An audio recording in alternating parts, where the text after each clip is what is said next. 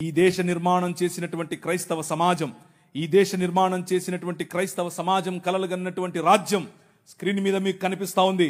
1807లో abolishment of the slavery act నీ రాజు తీసుకొచ్చాడు. జోగిని అనే వ్యవస్థను కూల్చడానికి నీ రాజు తీసుకొచ్చాడు. 1930లో ముత్తులక్ష్మిరెడ్డిని నిలబెట్టి మెడ్రాస్ లెజిస్లేటివ్ కౌన్సిల్లో ఈ దేవదాసి వ్యవస్థను నాశనం చేయటానికి, దాన్ని తీసి పారేయండి అని పిల్లు పెట్టింది. నీ రాజు పంపగా వచ్చిన వ్యక్తులు ఆంధ్ర జోగిని యాక్ట్ మనం తీసుకొచ్చాం. ఇంగ్లీష్ ఎడ్యుకేషన్ ఫర్ ఎవ్రీబడి, ప్రతి ఒక్కరికి 1835 మనం తీసుకొచ్చాం. 1795 రైట్ టు ప్రాపర్టీ, అంతకుముందు ఎవరు భూములు కొనటానికి లేదు. బడుగు బలహీన వర్గాలు భూములను స్వాధీనం చేసుకునేవాళ్ళు. నీకేంద్ర రే మల్లిగా అనేవాళ్ళు, నువ్వెవర రే ఈరిగా అనేవాళ్ళు, నువ్వెవర రే బయటుండు, నువ్వు మా ఇంటికి రావద్దు, నీ నీడ పడద్దు అన్నారు. కానీ నీ రాజు నీకు అధికారం ఇచ్చాడు. భూమి కొనుక్కునే అధికారం, భూమిలో పండించుకునే అధికారం, పండించిన దాన్ని తినే అధికారం నీది. అంతకు ముందేమయ్యేది, భూమి తీసుకుని కష్టపడి మంచిగా పనిచేసి ఇంత పండు పండిన తర్వాత వస్తాడు అయ్యగారు, ఏట్రా ఇదేటి బాబండింది, అమ్మగారికి కావాలంటే ఇచ్చిరాపో అంటే నోరు మూసుకొని ఇవ్వాలి అంతే. అదే చట్టం. కానీ ఈరోజు అది కాదు. నువ్వు పండించింది నువ్వు తింటావు, నువ్వు పండించింది నీ పిల్లలు తింటారు, నువ్వు పండించింది ధైర్యంగా నీకోసం పెట్టుకుంటావు, పొదుపు చేసుకుంటావు. కారణం ఏమిటి? నీ రాజు, రాజులకు రాజు, ప్రభువులకు ప్రభువు, కైసర్ అగస్తస్ మరియు కైసర్ తిబేరియస్ల ప్రతినిధి అయిన పిలాతు ముందు నిలబడుకొని నా రాజ్యము నీ రాజ్యము లాంటిది కాదని చెప్పాడే ఆ రాజు. Right to property, right to education, abolishing killing children. చిన్న పిల్లలను కొనుక్కొని వెళ్ళేవాళ్ళు. రాజమండ్రి ఆయన ఒకసారి రాశారు, ఈ దాన్ని ఏమంటారు, కాటన్ గారు ఆయనకు రాసినటువంటి కాటన్ గారి గురించి రాసినటువంటి ఒక పుస్తకంలో ఇలా రాసిందట. ఏంటంటే వాళ్ళ ఇంట్లో పనిచేసేటట్టు ఒక ఆయమను వచ్చి ఒక ₹1 ఇవ్వమ్మా అని అడిగింది. ఆ రోజుల్లో ₹1 ఎందుకమ్మా అంటే, నేను వెళ్ళి రాజమండ్రిలో ఒక ఆడపిల్లను కొనుక్కొచ్చుకుంటాను అంటుంది. ఏంటి కొనుక్కొచ్చుకుంటావా? ఎందుకు? అది మన పరిస్థితి ఆ రోజుల్లో. పిల్లలు నమ్ముకునేటటువంటి బతుకులు, తినటానికి లేని బతుకులు, పిల్లలు నమ్ముకునేటటువంటి బతుకుల నుండి నీ రాజు, నువ్వు అమ్మటానికి వీలు లేదు, నువ్వు చంపటానికి వీలు లేదు. నిర్మాణం కట్టాలంటే పిల్లల్ని చంపరారు, ఏదైనా రోడ్డు వేయాలంటే పిల్లల్ని చంపుతారు, రక్తం పడాలంటారు. ఇలా మన పిల్లలను చంపుతూ ఉంటే ఆపింది నీ రాజు. Right to education 1913. నువ్వు పెళ్లి చేసుకుంటే నీ భార్య 7 రాత్రులు బ్రాహ్మణుడితో పడుకోవాలి. ఇది ఈ దేశ చట్టం. నువ్వు నల్లగా ఉన్నావట, నీకు దాన్ని ఏమంటారు బట్టతలు ఉందంట, రింగులు ఎంటుకలు ఉన్నాయంట, కాబట్టి నువ్వు దాసుడివి, దస్యుడివి, నువ్వు రాక్షసుడివి, నువ్వు మ్లేచ్ఛుడివి. కాబట్టి నీ జీవితాన్ని మార్చాలంటే, కాబట్టి నీ వంశాలు మంచిగా మారాలంటే బ్రాహ్మణుడితో నీ భార్య పడుకోవాలి. కలిగే పిల్లలు ఎలా ఉంటారు? అప్పుడు ఆర్యీకరణ జరుగుతుంది.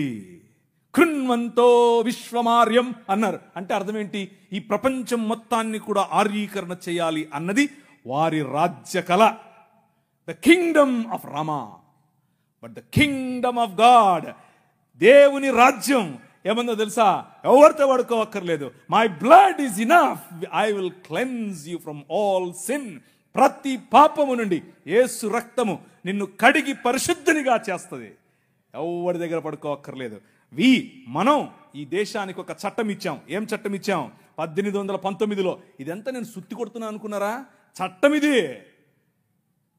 ఒక్కసారి చరిత్ర తిరగేయండి.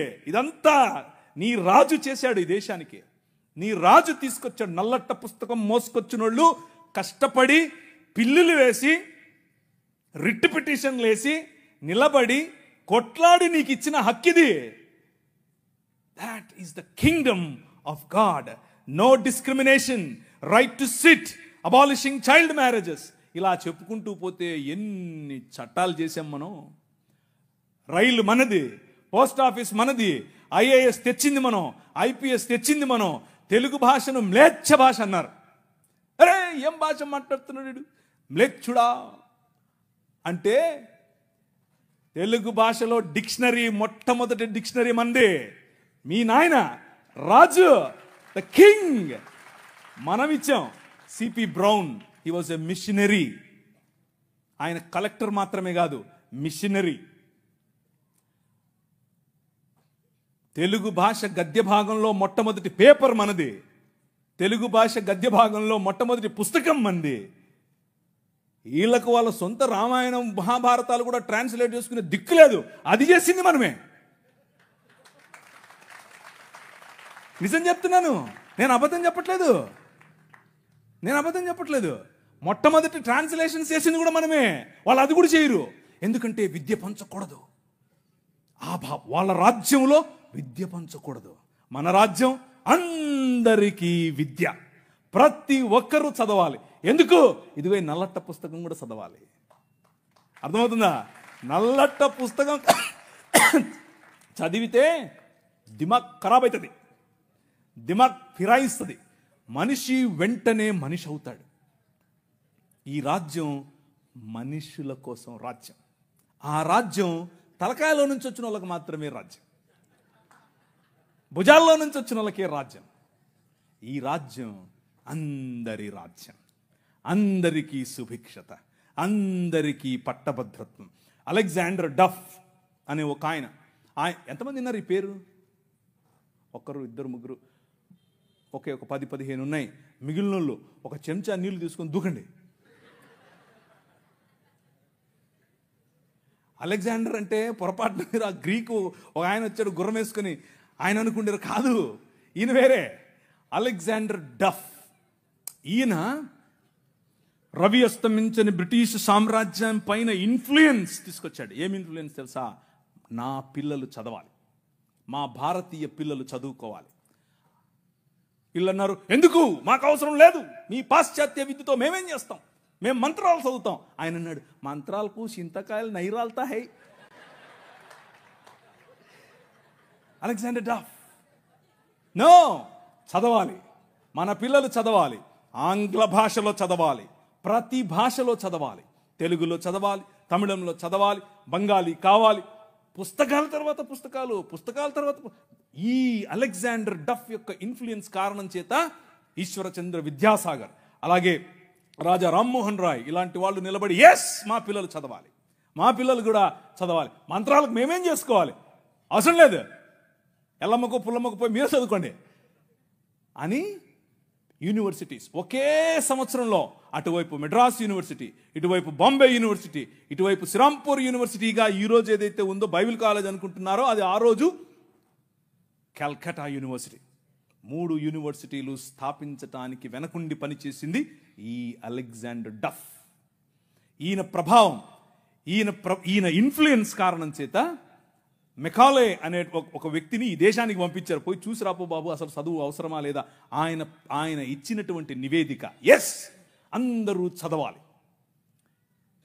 ఇంతమంది కూర్చొని ఉన్నారు, బైబిల్ సంకలో పెట్టుకుని ఓ వెళ్ళిపోతున్నారు, బాగుంది. కానీ ఏడి ఒక్క అలెగ్జాండర్ డఫ్? మీ ఊరి ఎమ్మెల్యేని ఇన్ఫ్లుయెన్స్ చేసే దమ్ముందా నీ దగ్గర? మీ ఊరి ఎంపీ దగ్గర నిలబడుకొని మాకు ఇది కావాలి అని అడిగే దమ్ముందా నీ దగ్గర? అలెగ్జాండర్ డఫ్ నీ కోసం కొన్ని 100 సంవత్సరాల క్రితం నీ పిల్లల కోసం ఆలోచించాడు. ఎలా కట్టాం మీ దేశాన్ని తెలుసా? దూరదృష్టి, దూరంచే యుద్ధవాసనను పసిగట్టడం. యోబు గ్రంథంలో రాసినట్టు, గుర్రమును చూచితివా, అది వాడి రౌతును తిరస్కరిస్తుంది, తలతలలాడు ఈటెలను మెలమెలలాడు ఆ బల్లెములను చూసినప్పుడు రా రా అని ఉద్దండ కోపముతో మిడతల వలె గంతులేసి ముందుకెళ్తుంది. యుద్ధం అంటే దానికి అంత ఇష్టం. ఏది, ఎక్కడున్నారు అలెగ్జాండర్ డఫ్లు? రైజ్ అప్, ఇంతవరకు పాట పాడారు, లే నిలబడు, లే నిలబడు. ఎప్పుడు నిలబడతావు ఇంక నువ్వు? నీ చరిత్ర. డాక్టర్ బాబాసాహెబ్ భీమ్రావ్ అంబేద్కర్ గారి మాట అన్నారు. ఆయన కూడా ఒక చోట నేర్చుకున్నదే, మనమే నేర్పాం. The king of this world నేర్పాడు. ఏమన్నారు తెలుసా? చరిత్ర, నీ చరిత్ర తెలుసుకోకపోతే నువ్వు చరిత్రలో లేకుండా పోతావు. ఇది నీ చరిత్ర. ఇది నువ్వు ఈ దేశానికి, ఈ దేశ నిర్మాణంలో నువ్వు సాధించినటువంటి చరిత్ర. దారా యాక్ట్ 1879. దారా అంటే డెక్కన్ అగ్రికల్చరల్ రిఫార్మ్స్ యాక్ట్ దాని పేరు. ఆ రోజుల్లో స్వరాజ్యం లోకమానుడు ఉన్నాడు కదా ఆయన అన్నాడు, ఏమన్నాడు, ఆయన ఎందుకు అంతటానికి, ఎవరికి? పేదలు, బడుగు, బలహీన వర్గాలు వెళ్ళి దాన్ని ఏమంటారు, దున్నుకుంటామయ్యా అంటే, సరే దా. అదేదో ఆ రోజుల్లో సినిమా వచ్చింది, సబ్బు పౌడరు చూపించి వాళ్ళ దగ్గర భూములు తీసుకునేవాడు. ఆ టైప్ ఈడు. అలా చేస్తూ ఉంటే క్రైస్తవ మిషనరీలు అప్పుడున్నటువంటి డెక్కన్ ప్రాంతానికి రాజు అయినటువంటి హైదరాబాద్ హయాంలో వాళ్ళ దగ్గరికి వెళ్ళి ఇన్ఫ్లుయెన్స్ చేసి, నో అలా కాదు, అలా ఉండడానికి వీల్లేదు, దే ఆర్ పెసెంట్స్, వాళ్ళకి అంతంత వడ్డీకి రుణాలు ఇస్తే వాళ్ళు ఎట్లా కడతారు, వాళ్ళు ఎలాగూ కట్టలేరు, కాబట్టి డబ్బులేమో ఇచ్చేసి వాళ్ళు కట్టలేని పక్షం